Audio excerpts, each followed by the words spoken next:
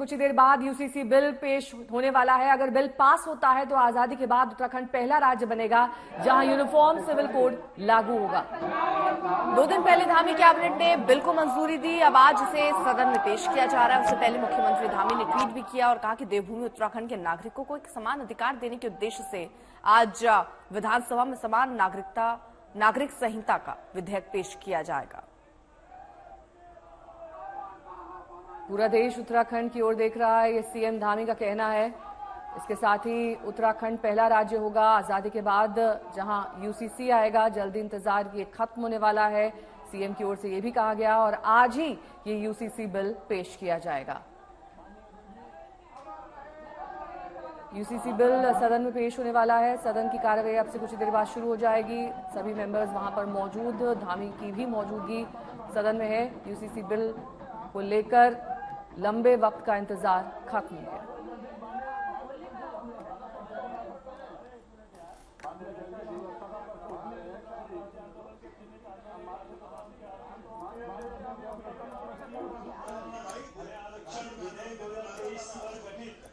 प्रवर समिति की व्यवस्था की बात कर रहे हैं।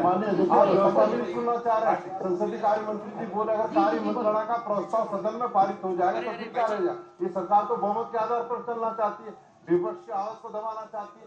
माननीय अध्यक्ष जी, मैं कहना चाहूंगा मैं नहीं, ठीक है, अगर बहुमत के आधार पर चलती है तो क्या लोकतंत्र के अंदर आप विपक्ष की आवाज को दबाने का काम करेंगे? तो व्यवस्था का प्रश्न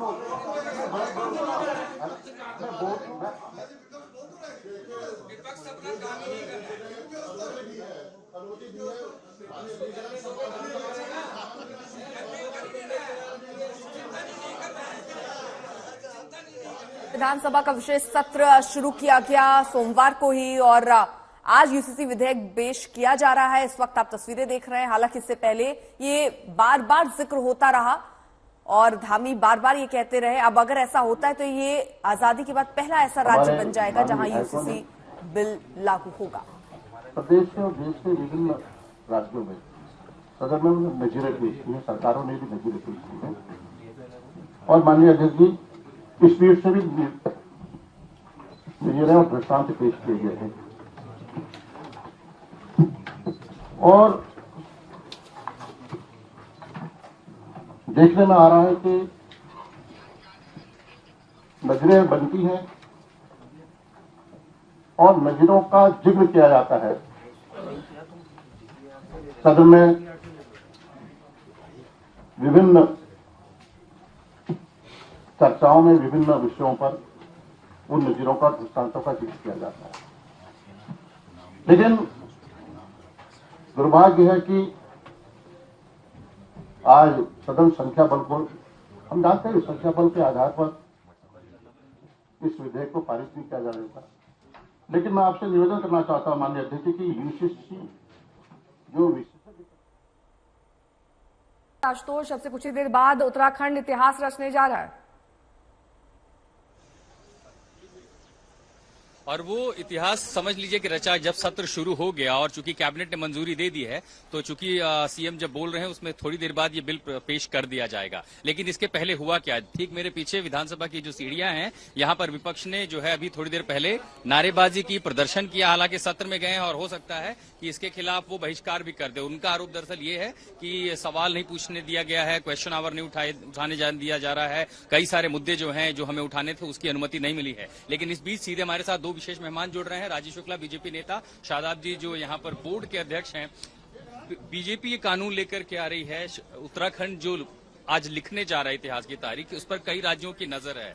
लेकिन आपने देखा यहाँ प्रदर्शन हो गया, वो कह रहे हैं कि आपके जो है सदन में जो है सवाल पूछने की अनुमति नहीं दी जा रही है। देखिए, देश के लिए आज गौरव का क्षण है और उत्तराखंड वासियों के लिए विशेष गौरव का क्षण है कि आज हम देश का पहला राज्य बनने जा रहे हैं जो समान नागरिकता संहिता कानून लागू कर रहे हैं। अब रहेगी विपक्ष की बात, तो हम विपक्ष से उम्मीद तो नहीं कर सकते कि वो हमारा साथ देंगे, ये हमारे कामों को सही कहेंगे। इसको चुनाव के नजरिए से देख सकते हैं क्या कि चुनाव के ठीक पहले कदम उठाए? मैं इतना कहना चाहूंगा कि जाको प्रभु दारुण दुख दें ताकि मती पहले हार लें। अगर वो हमारा समर्थन नहीं कर सकते तो तुमको चुप रह जाना चाहिए था। विपक्ष चुप क्यों नहीं है? कह रहे हैं विपक्ष को चुप हो जाना चाहिए शादाब। जब भी मैंने देखा कि कांग्रेस के कई सारे जो विधायक थे वो प्रदर्शन कर रहे थे, लेकिन ये माना जा रहा है कि दरअसल ये प्रदर्शन इसलिए नहीं कि सवाल नहीं पूछने दिया जा रहा है, इसलिए है क्योंकि यूनिफॉर्म सिविल कोड आ रहा है। ये छवि तो नहीं बन जाएगी कि आप यूनिफॉर्म सिविल कोड का भी विरोध कर रहे हैं? नहीं नहीं, ये यूनिफॉर्म सिविल कोड का विरोध नहीं कर रहे हैं, ये डबल स्टैंडर्ड का इस्तेमाल कर रहे हैं। अभी देखिए कार्य मंत्रणा समिति से इस्तीफा दे दिया नेता प्रतिपक्ष ने रात, अभी वो कह रहे हैं कि हमें समय नहीं दिया जा रहा है डिस्कशन के लिए। यानी कि अगर देखा जाए तो भाग रहा है विपक्ष।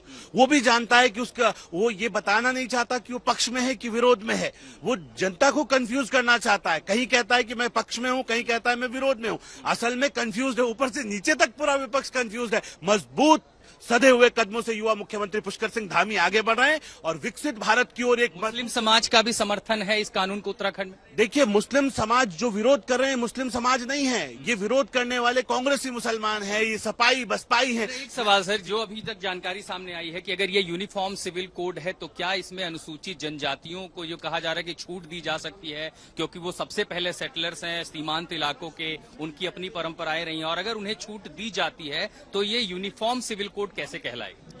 देखिए, यूनिफॉर्म सिविल कोड इसलिए कहलाएगा कि हम देश के संविधान से तो बाहर नहीं है। अगर अनुसूचित जातियों को, पिछड़ी जातियों को आरक्षण इस देश में दिया गया है तो अगर उसको हम कंटिन्यू कर रहे हैं तो इसमें तो कोई बुरी बात नहीं है। लेकिन इससे देखना चाहिए कि बाकी के जो अधिकार हैं वो लगभग समान है सबके, और महिलाओं को विशेष रूप से इस विधेयक में हम अधिकार दे रहे हैं, इसका सबको स्वागत करना चाहिए। और इसीलिए जब ड्राफ्ट सामने आएगा नेहा, उसके बाद उसकी बारीकियां पता चलेंगी कि कौन कौन से ऐसे मूलभूत बदलाव हुए हैं, क्योंकि कहीं ना कहीं इसमें जो मुस्लिम समाज का एक तबका है उन्होंने ये सवाल उठाया कि हमारे पर्सनल लॉ में जो है उसमें कहीं ना कहीं बदलाव किया जा रहा है, नहीं हमारे अधिकारों का हनन हो रहा है। दूसरा बात ये भी सवाल उठाएगा विपक्ष की आपने जनजातियों को बाहर रखा, लेकिन उसमें बड़ी बात है कि जब आप ये मुद्दा उठाते हैं तो पूर्वोत्तर से लेकर के देश के कई सारे राज्यों में जहां यूनिफॉर्म सिविल कोड की बात होगी, जहां अनुसूचित जनजातियां हैं, उनकी अपनी रीति रिवाज परंपराएं हैं, क्या उनके खिलाफ वो आवाज उठेगी? इसीलिए नजर एक बार ड्राफ्ट के वो विस्तृत ब्यौरा आए कि आखिर किस तरह के बदलाव हो रहे हैं, किस तरह के अधिकार मिल रहे हैं। और जाहिर है कि चुनावी साल में ठीक चुनाव के पहले इस तरह की बड़ी कोशिश कहीं न कहीं इसको राजनीतिक नजरिए से भी जरूर देखा जाएगा। लेकिन आशुतोष, जैसे अभी बिल जो है विधेयक जो है रखा जा रहा है, लेकिन इसको लेकर बहुत सारे सवाल जो है विपक्ष की तरफ से कि इसकी कॉपी नहीं दी गई, उसको लेकर हंगामे के आसार दिख रहे हैं। आज पूरे दिन इस पर चर्चा रखी गई है। फिलहाल क्या चल रहा है अंदर विधानसभा में? अब सत्र शुरू हो चुका है, तमाम विधायक गए थे। देखिए ये जो दरवाजा इसके ठीक पीछे सीढ़ियों पर बैठ गए थे, यही कहने के लिए कि पहले कॉपी नहीं दी गई, और उसके बाद कहा गया कि देखिए राज्य के दूसरी अस्पताल, शिक्षा, दूसरे कई सारे मुद्दों हैं जिन पर बातचीत नहीं की जा रही है, क्वेश्चन आवर नहीं चलाने दिया जा रहा। क्वेश्चन आवर नहीं होगा तो बात नहीं होगी। अब विपक्ष है, देखिए लोकतांत्रिक देश में उनको अपना अधिकार है मुद्दा उठाने का। बीजेपी की ओर से कहा गया कि देखिए चाहते नहीं कि इस तरह का कानून आए, कहीं न कहीं तुष्टीकरण का मामला है, ये नहीं चाहते इस मुद्दे पर बात करना, इससे भाग रहे हैं। तो ये जो आप देखिए, जब एक बार बिल टेबल होगा तो ये नियमावली है कि अपने आप जितने सदस्य हैं, पक्ष के हों विपक्ष के हों, उनको उसकी कॉपी दी जाएगी। कॉपी जब दी जाएगी तो उस पर बहस के लिए मौका भी दिया जाएगा। जिन लोगों ने नोटिस दिया उस पर चर्चा करना चाहते हैं, बहस करेंगे तो उसका भी मौका होगा। इसीलिए ये मान के चलिए कि जरूरी नहीं है कि आज ही कानून पास हो जाए। इस बावजूद इसके कि बीजेपी के पास पूरे संख्या बल हैं, उनके पास बहुमत है, एक बार कानून पास हो गया तो राज्यपाल से अनुमति मिलने में भी ज्यादा देरी संभवतः नहीं लगेगी। लेकिन हो सकता है कि बीजेपी भी नहीं चाहेगी कि ऐसे ये तस्वीर सामने आए कि देखिए बिना बहस बिना चर्चा के पास हो गया। सरकार अपनी बात रखेगी, विपक्ष अपनी बात रखेगा, और हो सकता है आज का ये सत्र शायद कल तक भी चल जाए, खासकर यूनिफॉर्म सिविल कोड पर जहां तक बहस की बात है। प्रक्रिया शुरू होगी, सत्र शुरू हो चुका है, पूरी प्रक्रिया होगी, लेकिन बहस में निकलेगा क्या, कानून में निकलेगा क्या, क्या इसको आगे पुनर्विचार के लिए भेजा जाएगा, पास कराया जाएगा, उसी पर आज नजर यहां पर बनी हुई है। पुनर्विचार की कितनी संभावना है? और ऐसे में जब हम विपक्ष का विरोध देख रहे हैं, कई बार ऐसा भी होता है आशुतोष, विपक्ष भी एकजुट नहीं होता है किसी बिल को लेकर। संख्या बल देखिए सबसे ज्यादा ये मैटर करता है, और संख्या बल में बीजेपी के पास काफी ज्यादा है, तो इस बात की संभावना ना के बराबर है कि इसको पुनर्विचार के लिए भेजा जाए। दूसरा, इसको अगर राजनीतिक नजरिए से देखें तो जिस समय पर यह कानून आया है, आप चुनावों से महज कुछ सप्ताह दूर हैं, कोड ऑफ कंडक्ट लगने कुछ सप्ताह दूर हैं। उत्तराखंड की शुरुआत के साथ ये हम ना भूलें कि गुजरात और असम के मुख्यमंत्री ने भी कहा है कि उत्तराखंड में जो होगा हम उस पर नजर बनाए हुए हैं, और जाहिर है उसमें अगला कदम जो उठाएगा वो असम उठाएगा, उसके बाद अगला कदम गुजरात उठाएगा। और इसके पहले आप पूरे राज्य यानी देशव्यापी इस कानून को लागू करें। इसको आप लिटमस टेस्ट या एक टेस्ट केस की तरह देख सकते हैं कि उत्तराखंड में जो कानून आ रहा है उसकी बारीकियां क्या है, उसका प्रभाव क्या होता है, उसका सामाजिक विरोध कितना होता है और उसका इम्प्लीमेंटेशन कितना महत्वपूर्ण है। और जब ये बात सामने आएगी तो आप दूसरे राज्यों में, खासकर बीजेपी शासित राज्यों में भी इस कदम को आगे बढ़ता देखेंगे। और जब ये होगा तो आप समझिए कि फिर कहीं न कहीं एक खाका जरूर खींचेगा कि इसे राष्ट्रीय स्तर पर भी लागू किया जाए। लेकिन आशुतोष, जो प्रदेश की जनजातियां हैं उनको कहा जा रहा है इस कानून से दूर रखा जाएगा, तो फिर सवाल उठने लगेंगे कि आखिरकार ये यूसीसी कैसे?